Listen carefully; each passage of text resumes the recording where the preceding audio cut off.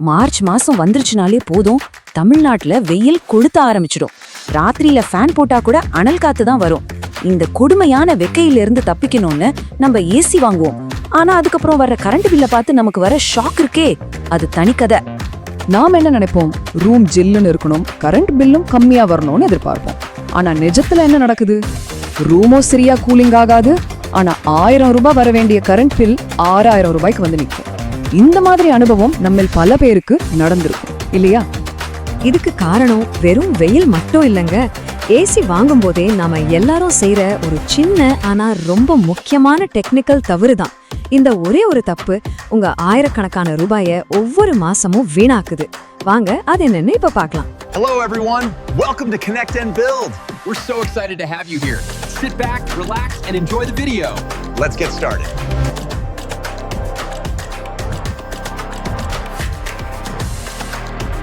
Like, share, and subscribe to Connect and Build to be a part of our team.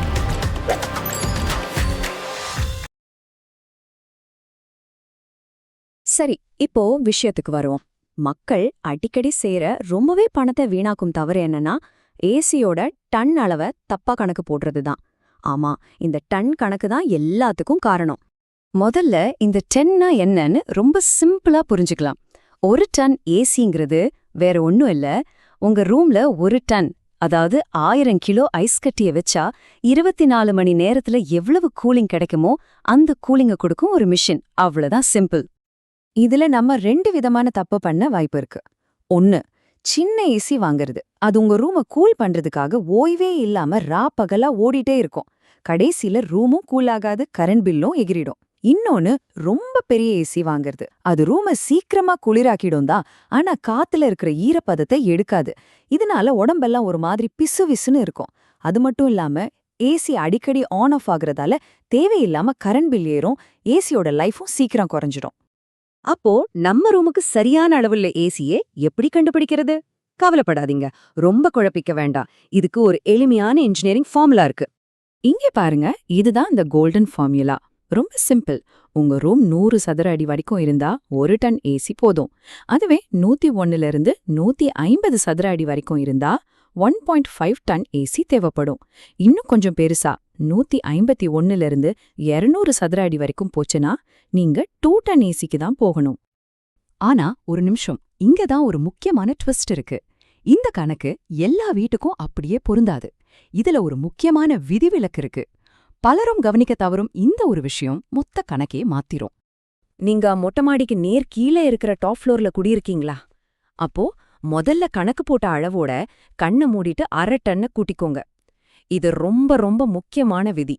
அதாவது உங்க top floor room 100 சதுரடி இருந்தா கூட நீங்க 1.5 டன் ஏசி தான் வாங்கணும். இதுல எந்த ஒரு சமரசமும் கிடையாது. இப்போ உங்களுக்கு ஒரு கேள்வி வரலாம், ஏன் அந்த டாப் ஃப்ளோருக்கு மட்டும் 1/2 டன் கூட்டணும்? அதுக்கான காரணத்தையும் உங்க ஏசியோட வேலையை ரொம்ப சுலபமாக்குற ஒரு இன்ஜினியரிங் ரகசியத்தையும் நான் உங்களுக்கு சொல்லப் போறேன். யோசிச்சு பாருங்க, தமிழ்நாட்டோட அந்த கத்திரி வெயில்ல நம்ம மொட்டமாடியோட சூடு 55 டிகிரி செல்சியஸ் வரைக்கும் போகும். இந்த அனல் ஒரு பெரிய ஹீட்டர் மாதிரி உங்க ரூம்குள்ள நேரடியா இறங்கி ரூமை சூடாக்கிட்டே இருக்கும். இந்த சூட்டை குறைக்க பாசிவ் கூலிங்னு ஒரு சூப்பரான டெக்னிக் இருக்கு. இதுல 2 வழி இருக்கு. ஒன்னு, சூரிய ஒளிய அதிகமா பிரதிபலிக்கிற வெள்ளை நிற கூலிங் பெயிண்ட் அடிக்கிறது. இன்னொன்னு, நிரந்தர தீர்வான கூலிங் டைல்ஸ் பதிக்கிறது.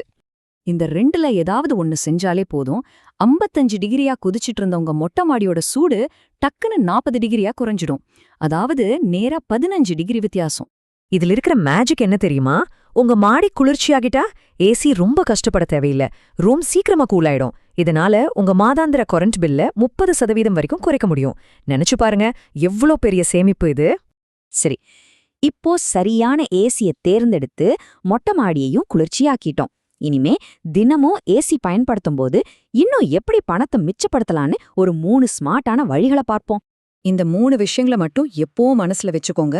முதல்ல, எப்பவுமே இன்வெர்டர் ஏசி தான் வாங்கணும். அதுதான் கரண்ட்டை ரொம்ப மிச்சப்படுத்தும். 2வது, ஏசியை 26 டிகிரில வச்சுட்டு கூடவே ஃபேனையும் குறைஞ்ச வேகத்துல ஓட விடுங்க. இதனால ரூம் முழுக்க குளிர்ச்சி பரவும்.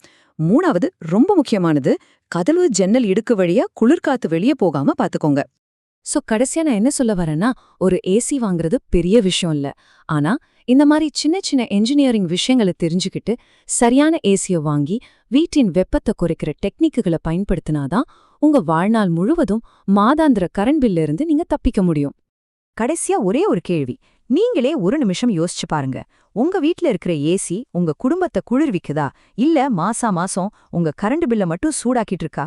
சரியான முடிவை நீங்க தான் எடுக்கணும்.